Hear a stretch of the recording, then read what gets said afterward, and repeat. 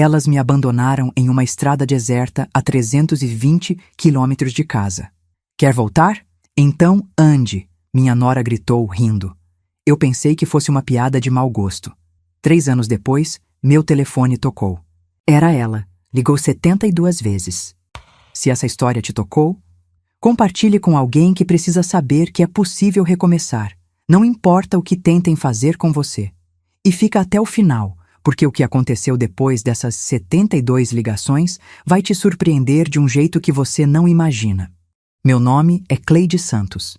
Tenho 68 anos. Sou professora aposentada de português, viúva há 12 anos. E por muito tempo achei que conhecia meu filho. Achei que o amor de uma mãe fosse capaz de ver tudo, de prever tudo. Mas eu estava errada. E essa falha quase me custou a vida. Deixa eu te contar desde o começo, porque essa história não começou com aquele café envenenado que tomei numa manhã de domingo. Ela começou bem antes, com pequenos sinais que eu ignorei, pequenas crueldades que eu perdoei, pequenas mentiras que eu escolhi acreditar. Eu morava numa casa simples, mas aconchegante, em Goiânia, no bairro Setor Oeste. Era uma casa que eu e meu falecido marido, Paulo, construímos tijolo por tijolo. Literalmente. Ele era pedreiro, eu professora. E aos domingos a gente trabalhava junto na nossa casinha. 3 quartos, uma varanda com jabuticabeira no quintal, azulejos portugueses na cozinha que eu mesma escolhi numa promoção. Cada canto daquela casa tinha nossa história. Depois que Paulo morreu de infarto, em 2013, aquela casa passou a ser minha companhia. Eu acordava cedo, regava minhas plantas, dava aula particular de reforço para alguns alunos do bairro, ia ao mercado, conversava com as vizinhas.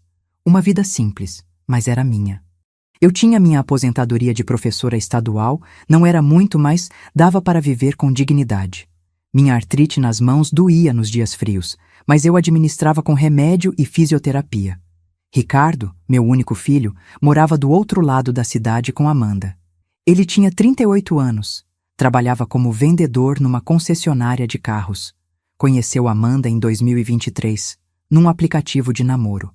Ela tinha 35 anos, era bonita, falava bem, trabalhava como gerente de uma loja de roupas. No começo eu gostei dela. Ela era educada comigo, me ligava para saber como eu estava. Mas as coisas começaram a mudar sutilmente. Primeiro foram as insinuações. Dona Cleide, a senhora não acha perigoso morar sozinha nessa casa grande? Amanda perguntava com um tom de preocupação que parecia genuíno. E se acontecer alguma coisa à noite? Quem vai te socorrer? Tenho vizinhos, filha, e meu celular sempre do lado da cama. Eu respondia sem dar muita importância. Depois vieram as sugestões mais diretas. Mãe, a gente estava pensando... Ricardo começou numa visita em março de 2024, que você podia vender essa casa e vir morar com a gente. Ou a gente compra uma casa maior e mora todo mundo junto. Você tem dinheiro parado nesse imóvel e a gente te daria todo o conforto. Ricardo, eu criei você nessa casa. Seu pai está enterrado aqui, em cada tijolo. Não vou sair daqui. Eu disse firme. Vi um lampejo de irritação no rosto dele, mas passou rápido. Tudo bem, mãe. Era só uma ideia. A gente se preocupa com você. As visitas começaram a ficar mais tensas. Amanda olhava para os cômodos da casa de um jeito diferente. Como quem está avaliando, fazendo contas mentais. Eles perguntavam sobre documentos, sobre testamento, sobre se a casa estava no meu nome ou se tinha alguma dívida. Eu achava estranho, mas respondia. Afinal, eram meu filho e minha nora. Família. Em abril, a mãe de Amanda, Vera, começou a aparecer nas conversas. Nunca pessoalmente, mas Amanda falava dela o tempo todo. Minha mãe disse que casa de idoso sozinho é um perigo. Minha mãe conhece um corretor ótimo para avaliar propriedades. Minha mãe acha que você devia fazer um testamento em vida. Eu comecei a ficar incomodada. Não pelo que diziam, mas pelo jeito como diziam. Havia uma insistência, uma pressão velada que crescia a cada visita. Em maio, numa tarde de sábado, eles apareceram sem avisar. Trouxeram um corretor amigo que começou a medir os cômodos, avaliar a localização, falar sobre o valor de mercado excelente da propriedade. Eu não tinha pedido avaliação nenhuma. Ricardo, o que está acontecendo? Perguntei quando ficamos a sós na cozinha. Nada, mãe. É só para você saber quanto vale o que você tem. Informação nunca é demais, ele disse, mas não me olhava nos olhos. Aquela noite, eu não consegui dormir. Fiquei olhando para o teto do meu quarto, aquele mesmo teto que Paulo tinha pintado de azul claro, porque eu disse que me lembrava o céu. Alguma coisa estava errada. Eu sentia no meu estômago aquele aperto que a gente sente quando sabe que uma tempestade está vindo, mas não sabe de que direção. Liguei para minha irmã, Graça, que mora em Anápolis. Contei tudo. Cleide, você precisa ter cuidado. Esse papo de vender casa, de morar junto, já vi isso antes. Gente que se aproveita de idoso para tomar patrimônio, ela me alertou. Graça, é meu filho, meu único filho. E daí? Já viu quantas histórias por aí de filhos que roubam os próprios pais? Você precisa proteger o que é seu. Eu não queria acreditar. Não queria aceitar que meu Ricardo, o menino que eu carreguei no colo, que eu ensinei a ler, que chorou no meu ombro quando o pai morreu, pudesse estar planejando alguma coisa contra mim. Mas o desconforto crescia. Em junho, eles intensificaram. Ligavam todo dia. Apareciam de surpresa. Traziam papéis para eu assinar. É só uma procuração simples, mãe, para eu poder resolver coisas para você se precisar. Eu não assinei. Alguma coisa me segurou. Foi quando comecei a notar os olhares. Amanda olhava para Ricardo com um tipo de impaciência quando eu recusava algo. Ricardo mordia o lábio, nervoso, quando eu dizia não. Havia uma tensão entre eles que eu não entendia.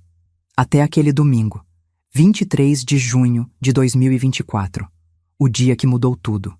Eles chegaram de manhã cedo, coisa rara. Mãe, vamos fazer um café da manhã especial para você. Você não precisa fazer nada, só sentar e relaxar. Amanda disse com um sorriso largo demais. Aquilo já me pareceu estranho. Amanda nunca tinha se oferecido para fazer nada na minha cozinha. Mas eu deixei.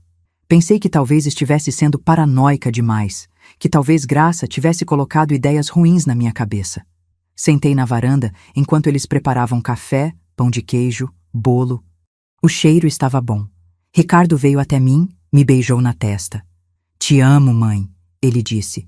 E naquele momento eu quis acreditar que tudo estava bem, que eu estava enganada sobre tudo.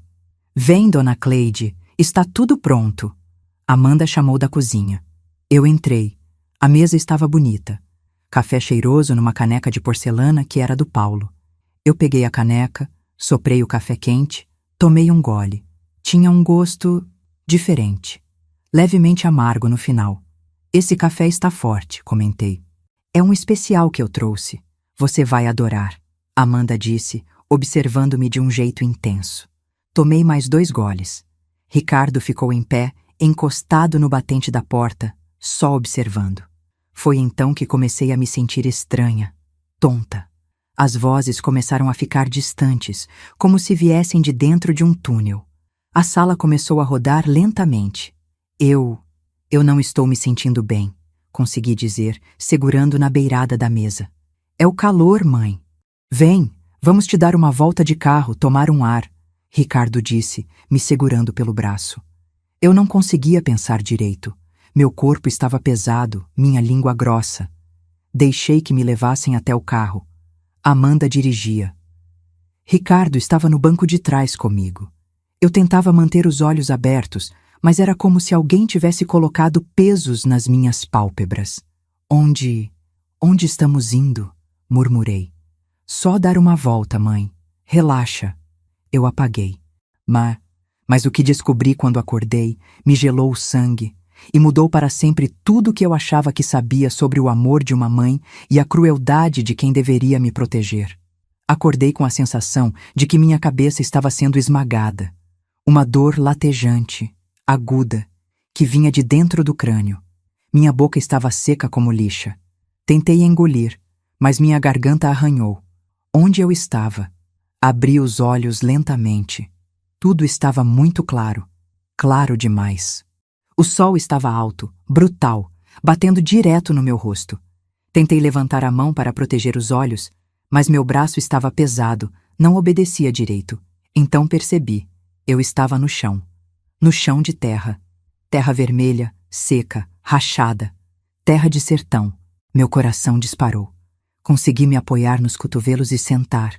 A tontura veio em ondas. Olhei ao redor, tentando entender. Estava na beira de uma estrada de asfalto desgastado, com mato seco dos dois lados. Nenhuma casa à vista. Nenhum poste. Nenhum sinal de civilização. Só o sertão infinito e aquela estrada vazia cortando o nada. Ricardo! Chamei, minha voz saindo rouca. Ricardo! Silêncio. Só o som do vento quente soprando entre os galhos secos de uma árvore raquítica a alguns metros. Foi quando vi, a uns 3 metros de mim, uma garrafa de água mineral de 500 ml e um sanduíche de pão de forma envolto em papel filme. Meu estômago embrulhou. Isso não era real, não podia ser real. Tentei me levantar. Minhas pernas tremeram, fraquejaram, mas consegui ficar de pé. A artrite nas mãos estava em chamas, pior por eu ter dormido no chão duro. Cambaleei até a garrafa, peguei-a. Estava lacrada. Olhei para os 2 lados da estrada. Vazia. Completamente vazia. Nenhum carro à vista. E então a memória começou a voltar em flashes. O café. Amanda insistindo que eu tomasse mais um gole. Ricardo me segurando no carro. A tontura. A sensação de estar flutuando. Eles me drogaram e me trouxeram para cá. Não! Gritei para o vazio. Ricardo! Ricardo! Volta aqui! Minha voz se perdeu no vento. Comecei a andar pela estrada, trôpega, ainda meio grogue da droga que fosse que eles tinham me dado. Andei uns 50 metros quando vi marcas de pneu na terra da berma. Marcas recentes. Eles tinham me deixado aqui. Meu filho tinha me deixado aqui. Caí de joelhos no meio da estrada, o asfalto quente queimando através da minha calça de tecido fino. E chorei. Chorei como não chorava desde o velório do Paulo. Porque naquele momento eu entendi. Meu filho tinha tentado me matar. Essa não era uma volta de carro. Não era um mal-entendido. Era um plano. Eles tinham me drogado, me trazido para o meio do nada e me abandonado aqui, esperando que eu morresse. Para ficarem com minha casa. A casa que eu e Paulo construímos. O choque deu lugar à fúria. Uma fúria que vinha do meu estômago, queimando, subindo pela garganta. Eu não ia morrer aqui. Eu não ia dar esse gostinho para eles. Limpei as lágrimas com as costas da mão. Minha cabeça ainda estava confusa, mas o pensamento foi ficando mais claro. Eu precisava pensar, avaliar a situação. Olhei ao redor com mais atenção. A estrada parecia se estender até o infinito nos 2 lados. Não havia placas visíveis. A vegetação era típica de cerrado, seca, espinhosa. Alguns pés de pequi ao longe. O sol estava quase a pino. Devia ser 12:00, talvez 1 da tarde. Quanto tempo eu tinha ficado desmaiada. Peguei meu celular no bolso da calça. Mãos tremendo. A tela estava rachada. Devia ter caído quando eles me largaram aqui. Tentei ligar. Sem sinal. É claro que não tinha sinal. Eles tinham me trazido especificamente para um lugar onde eu não conseguiria pedir ajuda. Olhei para a garrafa de água na minha mão. Meio litro. Talvez menos. Um sanduíche. Era isso que eles achavam que eu precisava para morrer mais devagar? Ou era para aliviar as consciências deles? Pelo menos deixamos água. Eu tinha 2 opções. Esperar que alguém passasse por aquela estrada ou começar a andar. Olhei para o sol. Se eu estava no sertão entre Goiás e Tocantins, como suspeitava, qualquer direção podia levar a lugar nenhum. Mas ficar parada era morte certa. Guardei o celular. Peguei a garrafa e o sanduíche. Escolhi um lado da estrada, o lado de onde as marcas de pneu indicavam que o carro tinha vindo, e comecei a andar. Cada passo era uma luta. O sol caía sobre mim como chumbo derretido. Minha roupa, uma calça de tecido fino e uma blusa de manga curta, não oferecia nenhuma proteção. Em 15 minutos de caminhada, minha pele já estava ardendo. Eu andava tentando manter um ritmo constante, mas a idade e a artrite cobravam seu preço. Minhas mãos latejavam. Meus joelhos reclamavam. A respiração ficava mais difícil a cada quilômetro. Tomei um gole pequeno da água. Não sabia quanto tempo aquela garrafa teria que durar. Passou 1 hora. Nenhum carro. A estrada continuava infinita, ondulante, desaparecendo no horizonte de calor. 2 horas. Meus lábios começaram a rachar. A cabeça latejava mais forte. O efeito da droga estava passando completamente, mas agora a desidratação começava a apertar. Tentei não pensar no Ricardo. Tentei não lembrar do menino de 7 anos que quebrou o braço caindo da bicicleta e eu fiquei a noite inteira no hospital com ele. Tentei não lembrar do adolescente que chorou no meu colo quando a primeira namorada terminou com ele.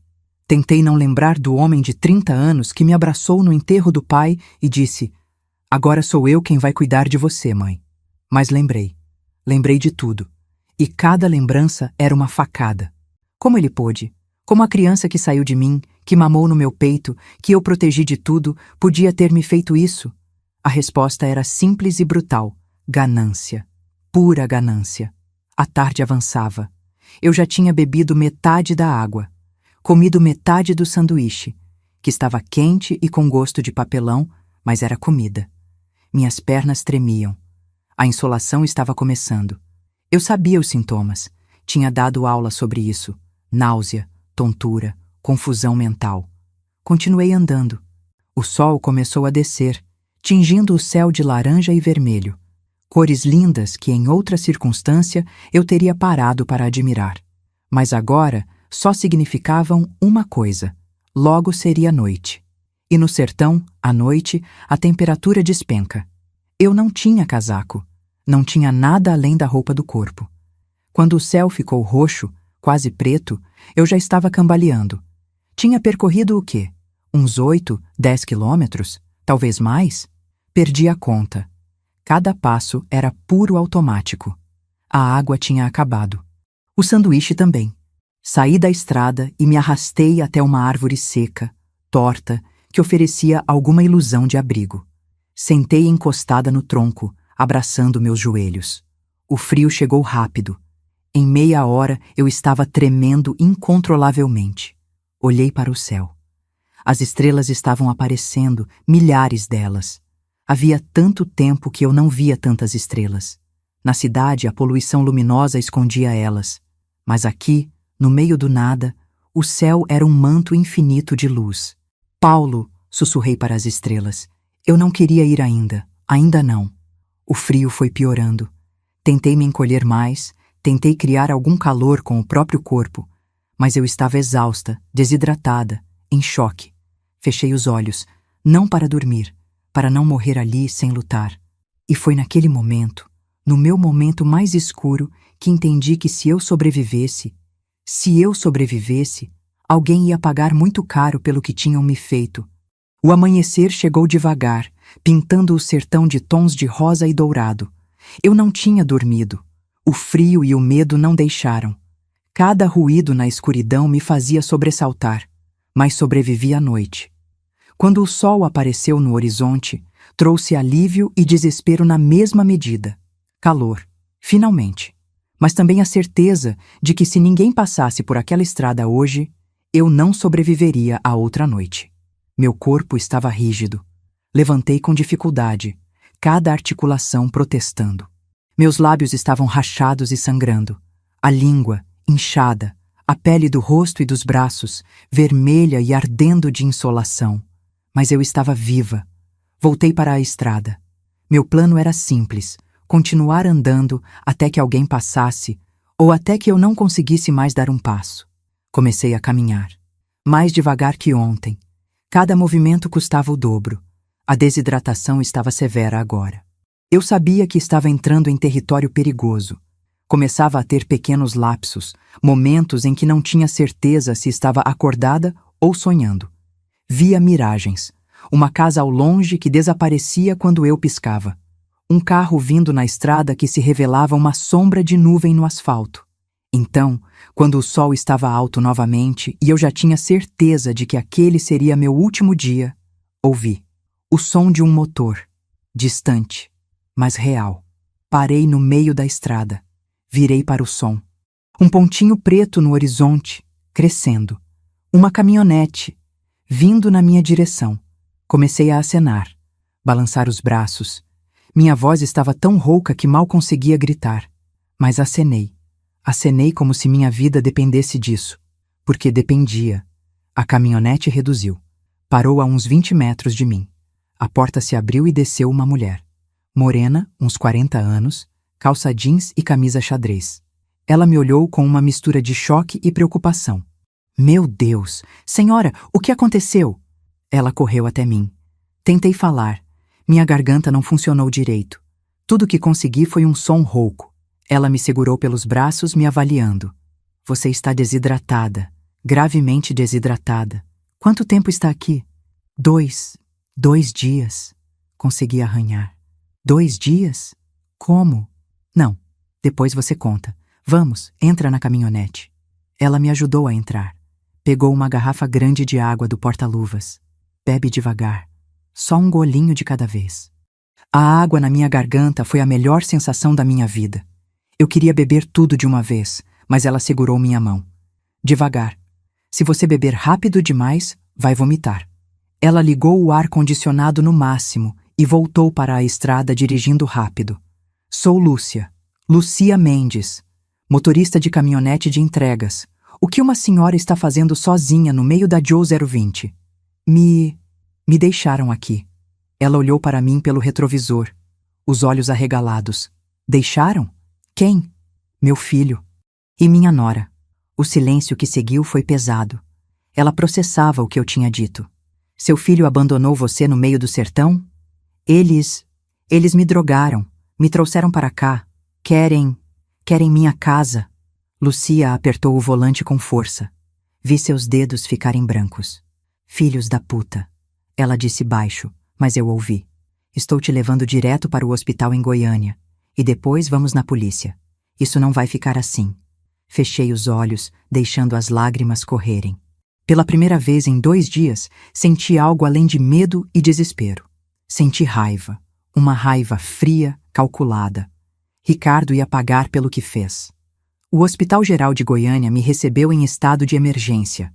Desidratação severa, insolação de 2º grau, pressão perigosamente baixa. Fiquei 3 dias internada na UTI. Lucia ficou comigo o tempo todo. Essa mulher que não me conhecia de nada, que podia ter seguido seu caminho, ficou ao meu lado. Ligou para minha irmã Graça, que veio correndo de Anápolis. Eu avisei! Graça gritou quando entrou no quarto. Eu avisei, Cleide, mas você não quis acreditar. Eu sei, murmurei. Você estava certa. No 4º dia, quando eu já estava estável e transferida para um quarto normal, recebeu visita de um homem de terno, delegado Ferreira, da Delegacia de Crimes contra Idosos. Dona Cleide, a senhora Lúcia Mendes nos procurou e relatou o caso. Preciso que a senhora me conte tudo desde o início, ele disse puxando uma cadeira. E eu contei. Contei sobre a pressão para vender a casa, sobre o café especial, sobre acordar no meio do sertão, sobre os 2 dias de inferno. Ele anotava tudo num pequeno caderno. Quando terminei, ele olhou para mim com uma expressão que misturava pena e fúria. Isso é tentativa de homicídio qualificado, senhora. Motivado por ganância contra idoso vulnerável mediante fraude. Seu filho e sua nora vão responder criminalmente. Eles ainda estão na minha casa? Perguntei. Vamos descobrir agora. Vou mandar uma viatura para lá imediatamente. Ele se levantou, mas antes de sair, se virou. Dona Cleide, a senhora é uma sobrevivente. Pouquíssimas pessoas teriam aguentado o que a senhora aguentou. Essa história não vai ficar impune. Descobri depois, pelos policiais, como tinha sido. Quando a viatura chegou na minha casa, Ricardo e Amanda estavam lá. Não estavam se escondendo. Não estavam fugindo. Estavam mudando. Já tinham contratado um caminhão de mudança. Já tinham começado a esvaziar os quartos. A arrogância deles era tamanha que nem achavam que precisavam se esconder. Ricardo Santos? O policial perguntou na porta. Sim, sou eu. Algum problema? Ricardo respondeu com aquele sorriso de vendedor que eu conhecia tão bem. Você está preso por tentativa de homicídio qualificado contra Cleide Santos. A cara dele, segundo o policial me contou depois, foi impagável. Primeiro confusão, depois descrença, depois pânico puro. Como assim? Minha mãe está morta? Ela deve ter morrido no sertão. Ele gritou, se entregando completamente. Amanda tentou correr pelos fundos. Não chegou longe. Na busca da casa, encontraram tudo. Documentos falsificados de transferência de propriedade já preenchidos com assinatura forjada. Uma procuração falsa no meu nome. E no lixo da cozinha, a embalagem do Rivotril que eles tinham esmagado e colocado no meu café. Amadores. Criminosos amadores e estúpidos. Mas perigosos do mesmo jeito. O delegado voltou ao hospital no dia seguinte. Temos evidência mais que suficiente. O celular dele tem GPS. Conseguimos rastrear que eles foram até a GO 020, que é Almiro 157, exatamente onde a senhora foi encontrada. Ficaram lá por 10 minutos e voltaram. E tem mais. Encontramos conversas entre ele e a mãe da Amanda, uma tal de Vera, planejando tudo com semanas de antecedência. A mãe dela também? Perguntei, enjoada. Sim, ela vai responder como coautora. Conspiração para homicídio. Graça, que estava ao meu lado, segurou minha mão. Agora você precisa cuidar de você.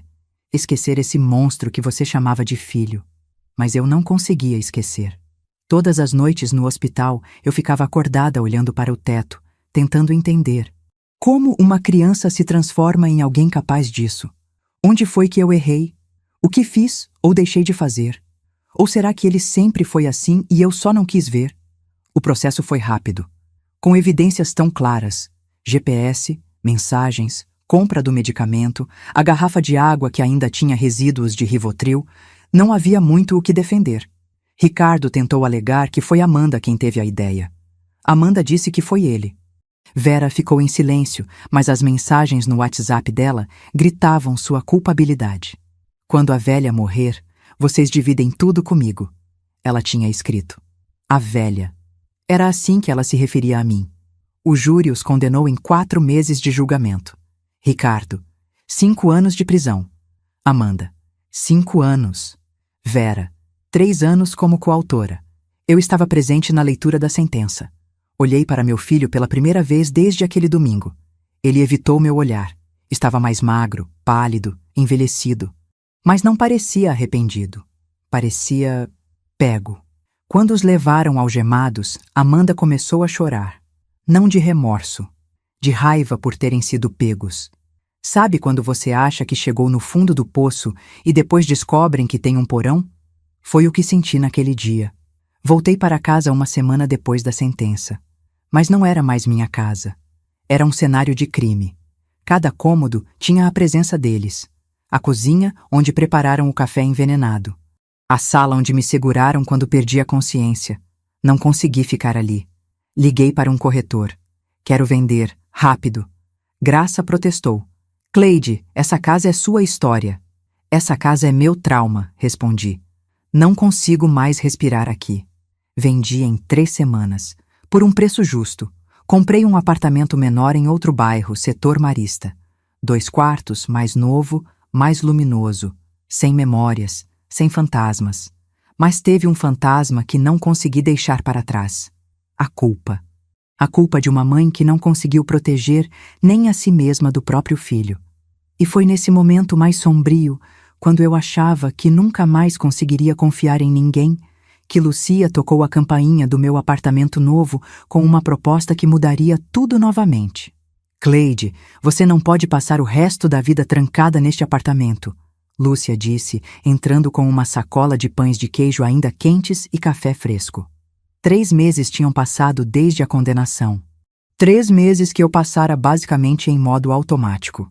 Acordar, tomar remédio para a ansiedade, sentar no sofá, assistir TV sem prestar atenção, dormir, repetir. Graça vinha toda semana de Anápolis, mas ela tinha a própria vida, os próprios problemas. Não podia ficar me babando sempre. Lucia, por outro lado, aparecia 3 vezes por semana. Trazia comida, conversava, tentava me fazer sair. Não tenho para onde ir, respondi, olhando pela janela para a rua lá embaixo. Então vem comigo. Olhei para ela. Para onde? Para o Centro Comunitário Esperança. É um projeto social que fica na Vila Nova. Eles têm oficinas, grupos de apoio, atividades para a terceira idade. Você não precisa ficar sozinha processando isso tudo. Lucia, eu não quero ver gente. Não quero conversar. Não quero. Fingir que está bem? Ótimo. Lá ninguém finge que está bem. Todo mundo lá está lidando com alguma coisa. Trauma, perda, solidão. Você não vai ser a única sofrendo. A sinceridade dela me desarma. Não sei se consigo. Então vem só para me acompanhar. Uma vez. Se você odiar, não precisa voltar. No dia seguinte, eu estava no banco de passageiro da caminhonete dela, indo para um bairro que eu nunca tinha pisado. O Centro Comunitário Esperança era uma casa grande adaptada, pintada de amarelo, com um jardim na frente cheio de flores. Tinha uma placa na entrada: todos são bem-vindos aqui.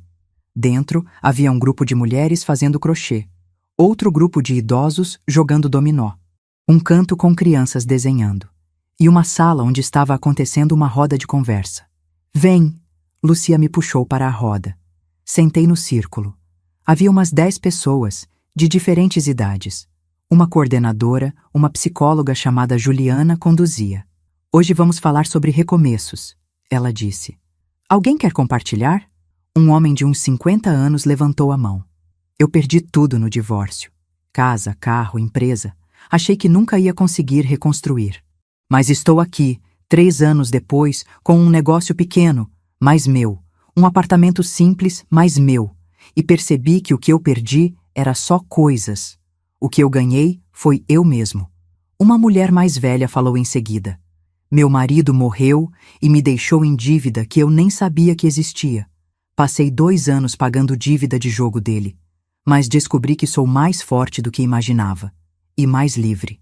Cada história era uma facada, e cada uma me fazia sentir menos sozinha. Quando chegou minha vez, eu hesitei. Não precisa falar se não quiser, Juliana disse gentilmente. Mas eu queria. Pela primeira vez em meses, eu queria botar para fora. Meu filho tentou me matar, eu disse. E minha voz saiu firme. Me drogou, me abandonou no sertão para morrer, para ficar com minha casa. E o pior é que eu ainda me sinto culpada. Como se eu tivesse falhado como mãe. O silêncio na sala era pesado, mas não era de julgamento. Era de compreensão. Juliana se inclinou para a frente. Cleide, a culpa que você sente não é sobre o que você fez. É sobre o que você esperava que o amor de mãe pudesse fazer. Esperava que pudesse mudar pessoas, que pudesse curar a ganância, a crueldade, mas não pode. Algumas pessoas escolhem o caminho que escolhem, não importa quanto amor você dê. Mas eu deveria ter visto os sinais. Talvez. Ou talvez você visse e escolhesse acreditar no melhor dele porque isso é o que mães fazem. Isso não torna você culpada.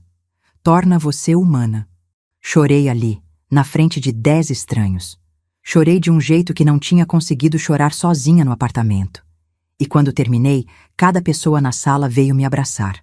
Voltei ao Centro Esperança no dia seguinte. E no outro. E no outro. Comecei a participar das oficinas. Tinha uma de pintura que me interessou. Eu nunca tinha pintado na vida. Sempre fui de palavras, de literatura. Mas peguei um pincel e comecei. No começo, eram só borrões de cor. Raiva em vermelho. Tristeza em azul escuro. Medo em preto. Mas aos poucos, formas começaram a aparecer. Uma estrada solitária. Uma árvore torta. Estrelas num céu imenso. Estava pintando o meu trauma. Estava botando no papel o que não conseguia processar dentro de mim. Você tem talento, Ana, a professora da oficina, disse um dia. Já pensou em fazer isso profissionalmente? Eu ri. Tenho 68 anos, um pouco tarde para a nova carreira. Nunca é tarde, e você tem algo que técnica não ensina. Você tem história. Suas pinturas têm alma. Comecei a pintar mais. Não só o trauma, mas a superação. Pintei Lucia chegando na caminhonete. Pintei Graça segurando minha mão no hospital. Pintei o jardim do Centro Esperança. Pintei vida surgindo da morte. Foi quando conheci Mateus. Ele tinha 11 anos, era filho de uma das voluntárias do centro. Um menino magro, quieto, que sempre ficava num canto durante as atividades das crianças. Um dia ele se aproximou enquanto eu pintava. Você pinta bem, ele disse baixinho. Obrigada. Você gosta de desenhar? Ele deu de ombros.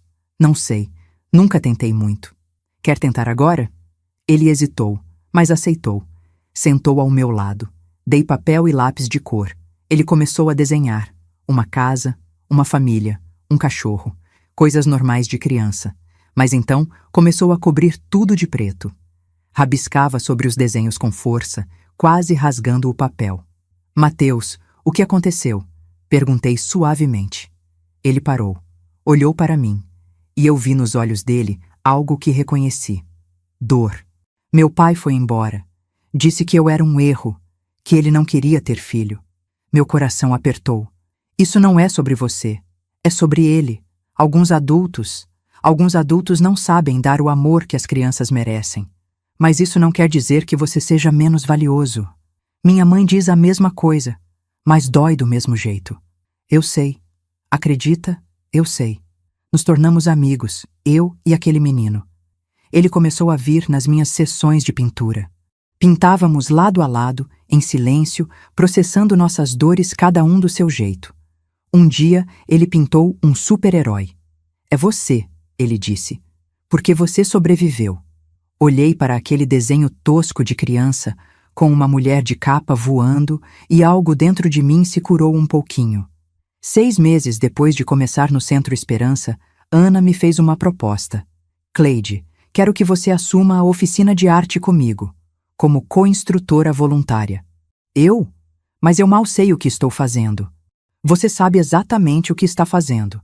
Você está usando arte como cura e está ensinando as crianças, especialmente o Mateus, a fazer o mesmo. Isso é mais valioso que qualquer técnica acadêmica. Aceitei.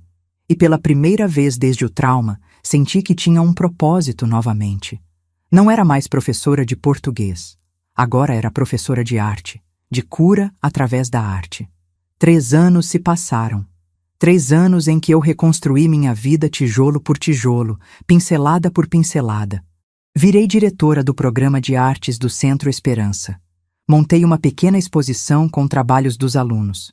Consegui doações de material de pintura. Trouxe artistas locais para dar workshops. Mateus, agora com 14 anos, tinha decidido estudar artes visuais. Foi por sua causa, ele me disse. Você me mostrou que dor pode virar beleza. Minha vida estava boa, não perfeita. Eu ainda tinha pesadelos, ainda tomava remédio para a ansiedade, ainda tinha dias em que não conseguia sair da cama. Mas estava viva, estava vivendo. Foi quando recebi a carta. Chegou no envelope oficial do Tribunal de Justiça de Goiás. Abri com mãos trêmulas. REF, Processo Criminal 004-VOI8-2024. O condenado Ricardo Santos está elegível para livramento condicional após cumprimento de 3/5 da pena. Solicita-se posicionamento da vítima. Meu mundo parou. Ricardo ia sair da prisão. Liguei para o delegado Ferreira. Ele realmente pode sair? Sim, dona Cleide. Ele teve bom comportamento, fez cursos de ressocialização, trabalhou na prisão. Pelo sistema penal, ele cumpriu os requisitos para a liberdade condicional. E se eu me opuser? Você pode. Seu depoimento ao juiz tem peso, mas não garante que vai negar. E eu preciso te falar uma coisa. Você precisa estar preparada para a possibilidade dele ser solto de qualquer jeito. A lei é a lei. Desliguei o telefone e fiquei olhando para a parede da minha sala. 3 anos. 3 anos para me reconstruir. E agora ele voltaria. Não voltaria para a minha vida. Eu jamais permitiria. Mas voltaria para o mundo. Respiraria o mesmo ar que eu. Andaria nas mesmas ruas. E eu teria que viver sabendo que ele estava lá fora. Mas o que aconteceu quando eu finalmente o vi novamente me fez questionar tudo o que eu achava que sabia sobre justiça, perdão e segundas chances. A audiência de livramento condicional seria em 2 semanas. Eu tinha esse tempo para decidir se iria me opor ou não. Graça foi clara. Você se opõe, é óbvio. Ele tentou te matar. Lúcia foi mais cautelosa. O que seu coração está dizendo? Juliana, a psicóloga do centro, foi a mais profunda. Cleide, essa decisão não é sobre ele. É sobre você. O que vai te trazer mais paz? Lutar para mantê-lo preso ou aceitar que o sistema vai seguir seu curso? Eu não sabia. Passei aquelas 2 semanas num turbilhão. Pintava furiosamente. Telas e mais telas. Imagens violentas de raiva, de dor, de traição. Depois rasgava tudo. Mateus percebeu. Professora Cleide, você está bem? Estou lidando com algo difícil, querido. Quer conversar? Sentei com ele no jardim do centro. Sabe quando eu te contei sobre o que aconteceu comigo? Sobre meu filho? Sim, foi horrível. Ele pode sair da prisão, e eu preciso decidir se vou ao juiz pedir para ele continuar preso ou não. Mateus ficou em silêncio por um tempo. Depois perguntou: Você quer que ele continue preso? Parte de mim quer. A parte que ainda tem medo. Mas outra parte está cansada. Cansada de carregar essa raiva. Meu pai me mandou uma carta mês passado, Mateus disse de repente. Primeira vez em 3 anos. Disse que está arrependido. Que quer me ver. E o que você vai fazer?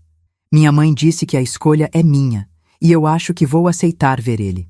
Não porque eu perdoei, mas porque eu preciso olhar ele nos olhos e saber se ele realmente mudou ou se é só conversa. A sabedoria daquele menino de 14 anos me atingiu como um raio. Eu precisava olhar Ricardo nos olhos também. Liguei para o advogado do sistema penitenciário.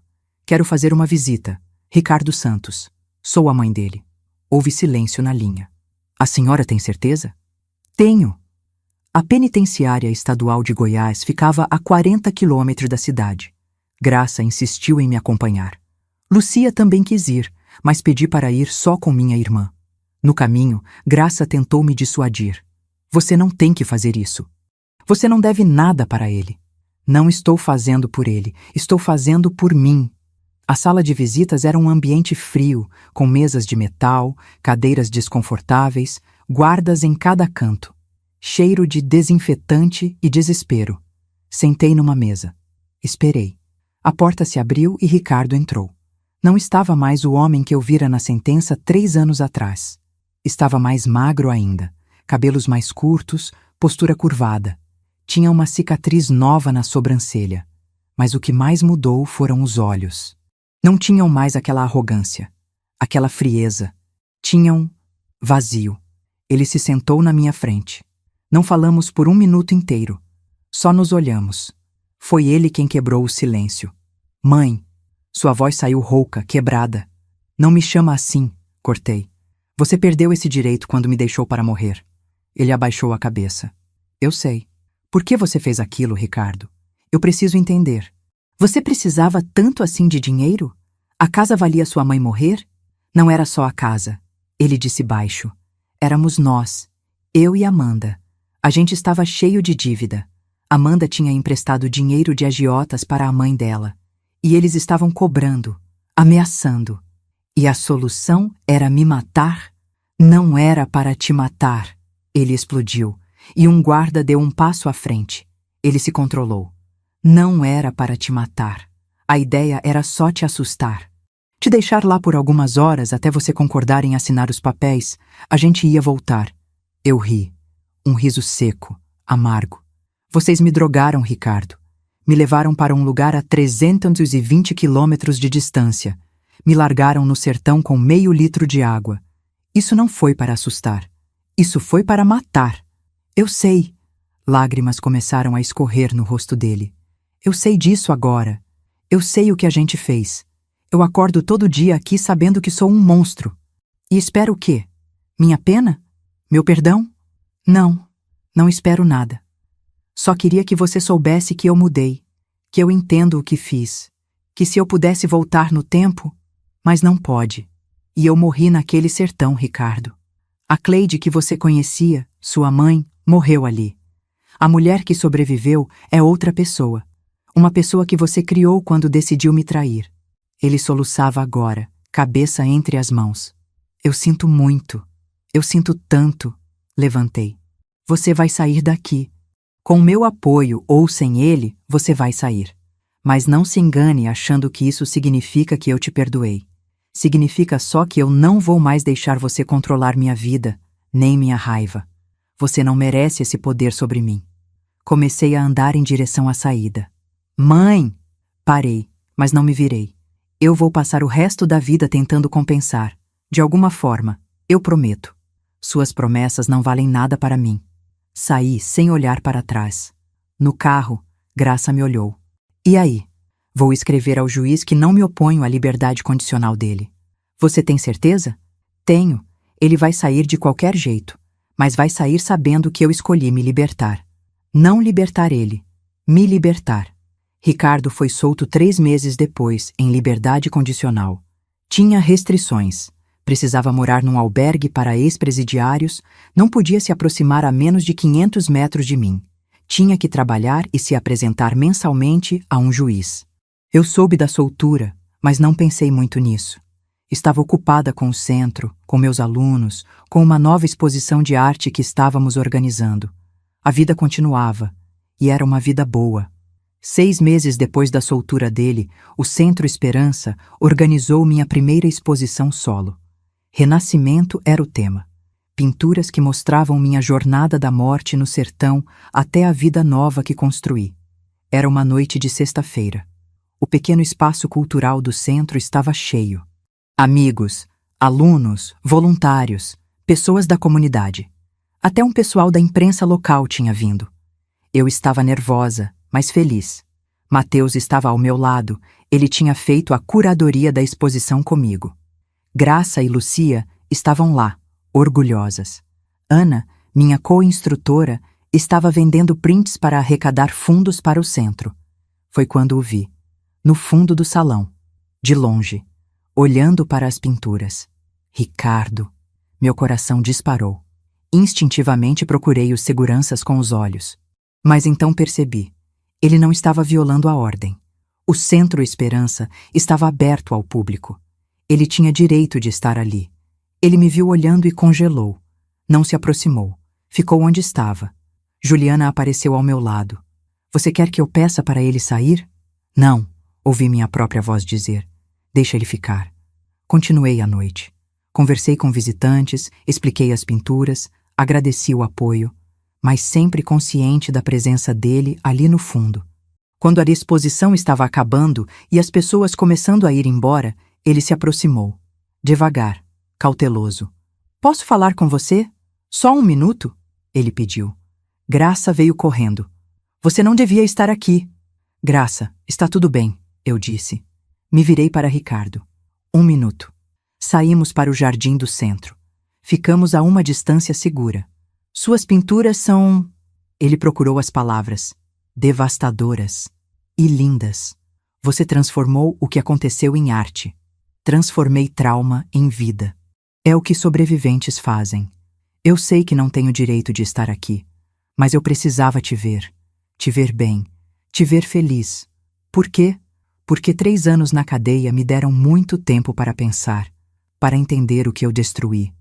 Você não era só minha mãe. Você era uma pessoa, com sonhos, medos, uma vida inteira. E eu quase tirei tudo isso por dinheiro, por grana maldita que nem precisávamos. E você quer o que agora? Absolvição? Não. Quero que você saiba que estou tentando ser diferente. Terminei ensino médio na cadeia. Fiz curso de marcenaria. Arrumei um trabalho humilde numa carpintaria. Amanda também saiu. Está trabalhando numa lavanderia. A gente não está mais junto. Eu moro num quarto minúsculo. Mas pela primeira vez na vida, eu sou honesto. Sobre quem eu sou, sobre o que fiz. Olhei para ele. Realmente parecia diferente. Mais humilde, menos seguro, mais humano, paradoxalmente. Ricardo, eu não sei se algum dia vou conseguir te chamar de filho de novo, mas... Eu respeito o que você está tentando mudar. Isso é algo. É mais do que eu mereço? É. Ficamos em silêncio. Um silêncio pesado, mas não hostil. Pode ir agora, eu disse. Ele acenou e foi embora. Voltei para dentro.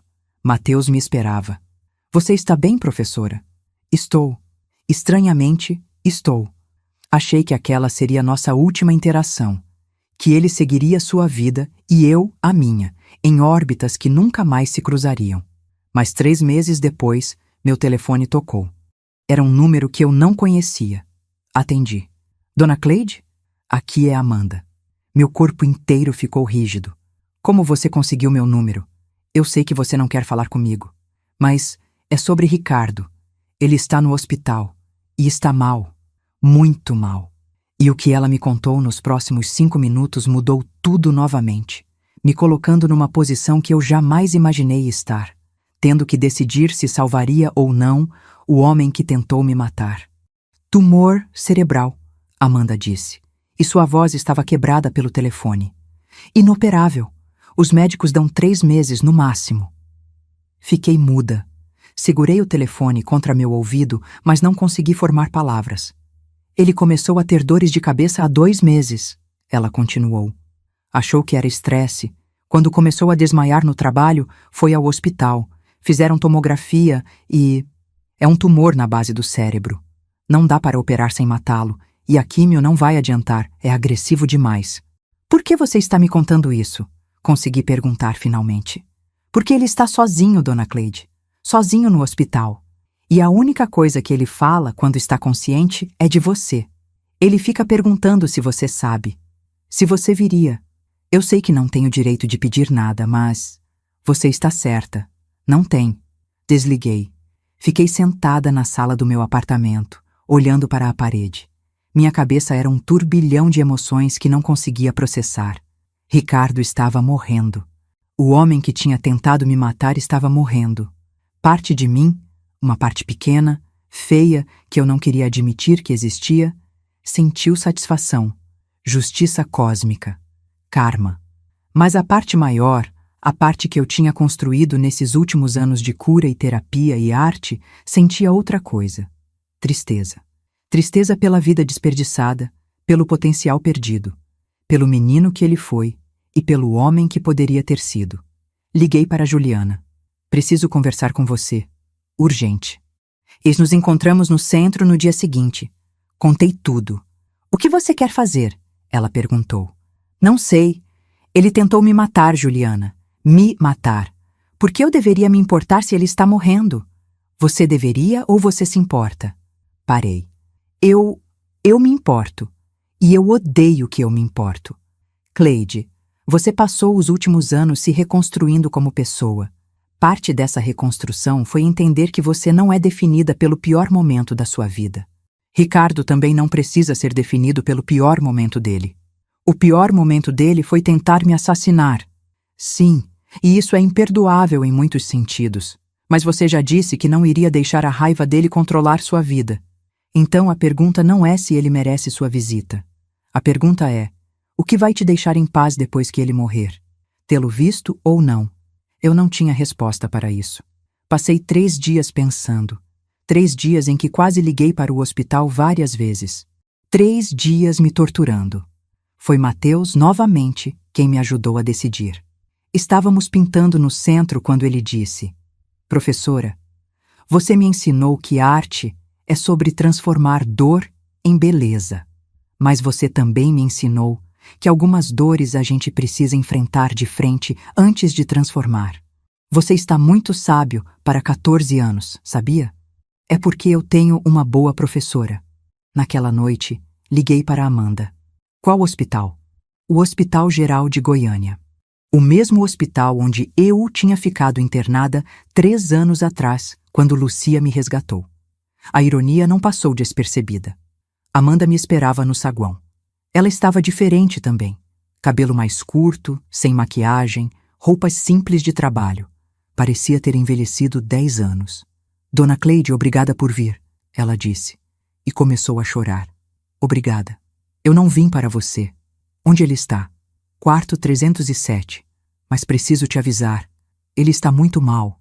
Mal mesmo. Está confuso às vezes por causa dos remédios. E está magro, fraco. Subi. Cada passo era pesado. Parte de mim queria virar e fugir. Parei na porta do quarto 307. Respirei fundo. Entrei. Ricardo estava na cama, conectado a máquinas. Um soro no braço. Monitor cardíaco bipando. E ele estava irreconhecível. O rosto estava afundado, olheiras profundas, pele cinzenta. Tinha perdido tanto peso que parecia um espectro. Mas quando me viu, seus olhos se encheram de lágrimas. Mãe. A voz dele era um sussurro rouco. Você veio. Aproximei e sentei na cadeira ao lado da cama. Não peguei sua mão. Ainda não conseguia. Amanda me ligou. Me contou sobre o tumor. Eu não pedi para ela ligar, mas eu queria te ver. Uma última vez. Por quê? Porque eu não posso morrer sendo o seu carrasco. Eu preciso morrer sendo seu filho. As lágrimas escorreram dos meus olhos antes que eu pudesse impedir. Ricardo, Você deixou de ser meu filho quando me abandonou para morrer. Eu sei. E eu vou morrer carregando isso. Mas nesses últimos meses, desde que fui solto, eu passei cada dia tentando entender como eu me transformei naquele monstro. E a resposta é: ganância. Ganância pura. A voz da Vera na minha cabeça dizendo que idosos não precisam de casa grande, que era desperdício, que você ia morrer em alguns anos de qualquer forma e a casa seria minha. Mas eu não morri. Você não morreu. Você sobreviveu e construiu uma vida linda. Eu vi suas pinturas, mãe. São incríveis. Você fez o que eu tentei te tirar. Você viveu. Ficamos em silêncio por um momento. Só o bip do monitor preenchendo o espaço. Quanto tempo os médicos te deram? Perguntei. 6 semanas. Talvez 8.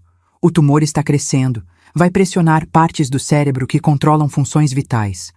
Uma hora ele vai apertar algo importante e... acabou. Você tem medo? Muito. Não de morrer. De morrer sem ter compensado nada do que fiz. De morrer e você achar que eu continuo sendo aquele homem que te machucou. E você não é? Não, não sou. 3 anos na cadeia. A gente vê coisas lá. Gente que não tem salvação, que só quer se aperfeiçoar no crime. Mas tem gente que quebra, que olha no espelho e não reconhece quem está ali. Eu quebrei, mãe. Quebrei completamente. E tive que me reconstruir do zero. Como eu tive que fazer. Exatamente como você. Olhei para ele. Realmente olhei. E vi. Remorso genuíno. Dor verdadeira. Não o remorso de quem foi pego, mas o remorso de quem entendeu o tamanho da destruição que causou. O que você quer de mim, Ricardo? Quero que você saiba que eu mudei. Que o homem que você está vendo aqui não é o mesmo que te traiu. E quando eu morrer, se você puder, algum dia pensar em mim e lembrar não só do meu pior dia, mas também de alguns dias bons, seria mais do que eu mereço. Fiquei ali sentada, processando. Ele fechou os olhos, cansado. Eu vou pensar nisso, eu disse finalmente. Não te prometo nada, mas eu vou pensar. Voltei ao hospital nos dias seguintes. Não sei por quê. Talvez por Juliana estar certa. Precisava enfrentar isso de frente. Amanda também estava lá sempre. Descobri que ela tinha perdido o emprego para poder cuidar dele. É o mínimo que posso fazer, ela disse. Por ele. E por você. Você também mudou. Comentei num dia. A cadeia muda a gente. Ou destrói completamente ou força a repensar tudo. Eu repensei. E percebi que eu era uma pessoa horrível. Manipuladora, gananciosa, cruel. Minha mãe, Vera, me criou assim. Mas não é desculpa. Eu escolhi ouvir ela. Eu escolhi fazer o que fizemos. Sua mãe ainda está presa? Saiu mês passado. Não falo com ela. Cortei contato. Ela é veneno. Ficamos em silêncio, 2 mulheres que tinham sido inimigas, agora unidas pela vigília de um homem morrendo. Na 3ª semana, Ricardo piorou drasticamente. Começou a ter convulsões. A perder a fala por períodos. A não reconhecer onde estava. Não vai demorar, o médico me disse. Questão de dias. Eu estava lá quando ele teve a última convulsão grande. Quando acordou, estava mais fraco, mas, curiosamente, mais lúcido. Mãe, ele me chamou estendendo a mão. Pela primeira vez em 3 anos, segurei a mão do meu filho. Eu te amo, ele sussurrou. Sempre te amei. Mesmo quando fiz aquilo, e isso torna tudo pior, porque amor não deveria ser capaz de fazer o que fiz. Não era amor, Ricardo. Amor não abandona, amor não mata. Você está certa, era egoísmo disfarçado de amor, mas agora eu entendo a diferença. Suas pálpebras estavam pesadas. Ele estava cansado, tão cansado. Eu te perdoo, eu disse, e as palavras saíram antes que meu cérebro as autorizasse. Seus olhos se abriram. Você perdoa? Perdoo. Não porque você merece, mas porque eu mereço carregar paz, não ódio. Você vai morrer sabendo que sua mãe te perdoa. Mas entenda, perdoar não é esquecer. Não é dizer que o que você fez foi ok. É só soltar. Eu estou te soltando. Ele chorou. Lágrimas rolando pelo rosto magro. Obrigado. Obrigado, mãe. Descansa agora. Ricardo morreu 3 dias depois numa manhã de quinta-feira. Eu estava lá, segurando sua mão. Amanda estava do outro lado. Ele simplesmente fechou os olhos e parou de respirar. Pacífico, sem dor. O monitor fez aquele som contínuo. Os médicos vieram, desligaram as máquinas, cobriram o corpo. Sentei ali mais alguns minutos, olhando para a forma sob o lençol branco. Meu filho tinha morrido. O menino que eu criei, que eu amei, que me traiu, que se arrependeu, tinha morrido. E contra todas as probabilidades, eu sentia paz. Mas foi no funeral, 3 dias depois, que a verdadeira surpresa apareceu e me mostrou que até no final, Ricardo tinha guardado uma última lição sobre redenção. O funeral foi simples. Uma capela pequena, poucas pessoas. Eu, Graça, Lúcia, Amanda, alguns colegas de trabalho da carpintaria onde Ricardo trabalhava, o advogado dele. Eu não esperava fazer o discurso, mas quando chegou a hora, me levantei. Ricardo foi meu filho, foi também meu algoz, e nos últimos meses foi meu aluno em algo que nem ele sabia que estava me ensinando, que pessoas podem mudar. Não para apagar o que fizeram, isso é impossível, mas para se tornarem algo diferente do seu pior momento. Ele morreu como meu filho, e isso de alguma forma torta e dolorosa é suficiente. Sentei. Graça apertou minha mão. Depois da cerimônia, o advogado me chamou. Dona Cleide, tenho algo para a senhora. Entregou um envelope. Dentro, uma carta de Ricardo e um documento. Abri a carta. A letra estava trêmula, escrita claramente com dificuldade nos últimos dias. Mãe, se você está lendo isso, eu já morri. Não tenho muito a deixar. 3 anos na cadeia e meses doente consumiram tudo. Mas o pouco que sobrou, quero que vá para o programa de arte do Centro Esperança. São 15.000 hires da venda da minha ferramenta de carpintaria e algumas economias. Use para comprar materiais para as crianças, para que elas possam transformar dor em beleza, como você ensinou. E se algum dia o Mateus precisar de alguma coisa, cuida dele por mim? Sei que ele é especial para você. Ele me lembra quem eu deveria ter sido. Te amo. Sempre te amei. Mesmo quando não sabia o que amor significava. Seu filho, Ricardo. Segurei o papel contra meu peito e chorei. Não de tristeza, de alívio, de fechamento. 2 semanas depois, estava organizando as coisas de Ricardo que Amanda tinha guardado. Não havia muito. Algumas roupas, ferramentas, cadernos da cadeia. Entre os cadernos, encontrei um diário que ele manteve nos últimos meses. Abri numa página aleatória. Dia 47 depois do diagnóstico, fui até a exposição da minha mãe hoje. Fiquei no fundo, só observando. Suas pinturas contam a história que eu causei. A estrada, o sertão, a morte, e depois, a cor voltando, vida surgindo. Ela pegou o que eu fiz e transformou em arte. Em propósito, eu destruí e ela criou. Quem é mais forte? A resposta é óbvia. Outra página. Dia 89. Amanda me disse hoje que também quer mudar, que quer ser diferente. Conversamos por horas sobre quem éramos e quem queremos ser. É estranho. 3 anos atrás, nós éramos parceiros no crime. Agora somos parceiros na redenção. Não sei se isso nos absolve. Provavelmente não. Mas é algo. Última página antes de a letra ficar ilegível demais. Dia 156. Minha mãe me perdoou. Não sei como processar isso. Não mereço. Mas ela me deu algo que eu jamais esperava. Paz. Posso morrer agora. Não como o homem que a traiu, mas como o filho que aprendeu, tarde demais, o que amor realmente significa. Fechei o caderno e chorei de novo. Mas eram lágrimas de cura. 1 mês depois, Amanda me procurou. Dona Cleide, eu sei que não tenho direito de pedir nada, mas posso trabalhar como voluntária no Centro Esperança? Olhei para ela. Por quê? Porque preciso fazer algo de útil.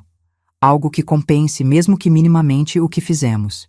E porque Ricardo me contou sobre o centro, sobre como aquele lugar te salvou.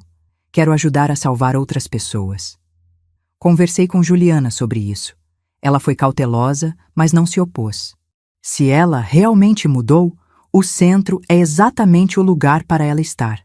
Se não mudou, vai ficar evidente logo, Juliana disse. Amanda começou a trabalhar no centro 2 semanas depois. No início foi estranho, muito estranho, trabalhar ao lado da mulher que tinha conspirado para me matar. Mas ela era humilde, trabalhadora. Fazia as tarefas que ninguém queria. Limpar banheiros, organizar estoque, tarefas administrativas chatas. Nunca reclamava, nunca pedia nada. Com o tempo, desenvolvemos Não era amizade, mas era uma espécie de entendimento. Uma aliança de ex-inimigas que compartilhavam um trauma complexo. 6 meses depois da morte de Ricardo, Amanda, Graça, Lucia e eu fizemos uma viagem.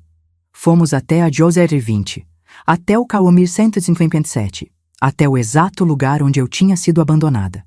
Levamos mudas de plantas, flores do cerrado, resistentes ao sol brutal e à terra seca.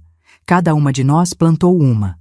Isso é para transformar o lugar da morte em lugar de vida, eu disse. Para que se alguém passar por aqui e precisar de esperança, veja que coisas belas podem crescer até no lugar mais árido. Plantamos em silêncio. Regamos. Marcamos o local com uma pequena placa que Mateus tinha feito na oficina de marcenaria da escola. Aqui morreu o medo. Aqui nasceu a coragem.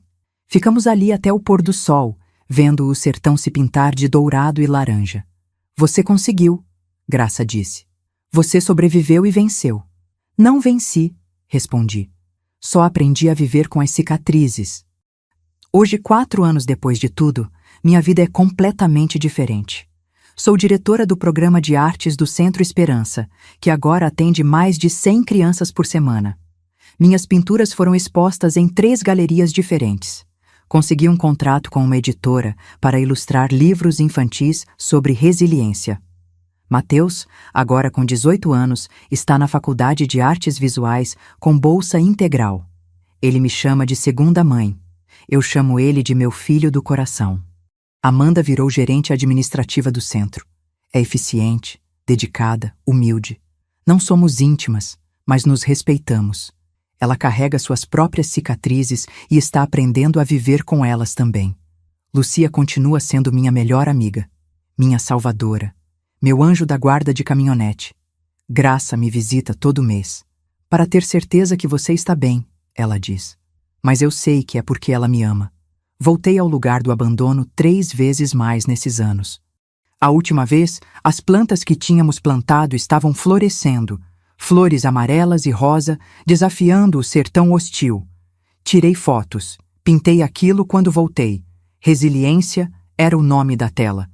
As pessoas me perguntam às vezes, como você perdoou seu filho? E eu respondo, eu não perdoei o que ele fez. Perdoei quem ele se tornou. Há diferença. Outras perguntam, você não tem raiva? Tenho, sempre vou ter. Mas não deixo a raiva governar. Ela é só uma parte de quem eu sou agora. Uma parte que me lembra que sou forte. A verdade é essa. Não existe superação perfeita. Não existe cura completa. Ainda tenho pesadelos, ainda tomo remédio, ainda evito cafés que não sei exatamente o que tem dentro. Mas estou viva. Estou vivendo uma vida que tem sentido, propósito, amor. Ricardo tentou me tirar tudo. E acabou, de forma torta e trágica, me dando mais do que eu tinha antes. Me deu força que eu não sabia que tinha. Me deu propósito que eu tinha perdido. Me deu uma segunda chance de ser não só professora, mas mentora, artista, sobrevivente. Há 3 meses estava dando aula de pintura para um grupo novo de crianças. Uma menina de 9 anos, Isabela, estava tendo dificuldade. Ela tinha vindo de uma situação de abuso familiar. Não consigo, ela disse, frustrada com o pincel. Sim, consegue. Sabe como eu sei? Porque você já sobreviveu à parte difícil. Pintar é só botar no papel o que você já venceu dentro de você. Ela olhou para mim. Professora, é verdade que você quase morreu? É verdade. E agora você é feliz? Parei, pensei. Sim, agora eu sou feliz. De um jeito diferente do que eu era antes, mas talvez um jeito melhor. Porque é uma felicidade que eu construí, que ninguém pode me tirar. Ela sorriu e começou a pintar. Se você leu até aqui, quero que saiba uma coisa. Não importa o que fizeram com você, não importa quem traiu você, não importa quão fundo você caiu. Dá para recomeçar. Não vai ser fácil. Vai doer. Vai ter dias que você vai querer desistir. Mas se uma mulher de 68 anos conseguiu sobreviver a 2 dias no sertão e reconstruir a vida do zero, você também consegue sobreviver ao seu sertão, seja ele qual for. O que me trouxeram para morrer virou o lugar onde eu renasci. E se aconteceu comigo, pode acontecer com você. Então agora eu quero que você faça uma coisa por mim. Compartilhe essa história. Compartilhe com alguém que está no fundo do poço, com alguém que acha que não dá mais, com alguém que precisa saber que sempre dá para recomeçar. Porque a única vingança real contra quem tenta nos destruir é continuar vivendo, e viver bem, e viver plenamente. Se essa história tocou você, deixa seu comentário contando sua história de superação. Você não está sozinho. Nós somos uma comunidade de sobreviventes. E sobreviventes não desistem. E sobre aquelas 72 ligações da Amanda que eu mencionei no começo, foi 3 anos depois do abandono, quando Ricardo recebeu o diagnóstico. Ela ligou 72 vezes num único dia, tentando me contar, desesperada, com medo que ele morresse sem eu saber. Eu não atendi nenhuma. Deixei ela sofrer um pouco. Mas no 73º dia, quando ela finalmente mandou uma mensagem explicando, eu atendi. E foi a ligação que mudou tudo, porque me deu a chance de fechar o ciclo, de perdoar, de me libertar completamente. Às vezes, a última chance que a gente dá para alguém é a primeira chance real que a gente dá para si mesmo. Pensa nisso, e vai viver tua vida, plenamente, ferozmente, maravilhosamente, porque você merece, eu mereço, nós todos merecemos. Até pessoas que erraram feio merecem uma chance de morrer em paz. E pessoas que sobreviveram merecem viver em paz. Esse é meu recado final. Minha última pincelada nessa tela. Agora vai e vive tua história, porque ela está esperando por você.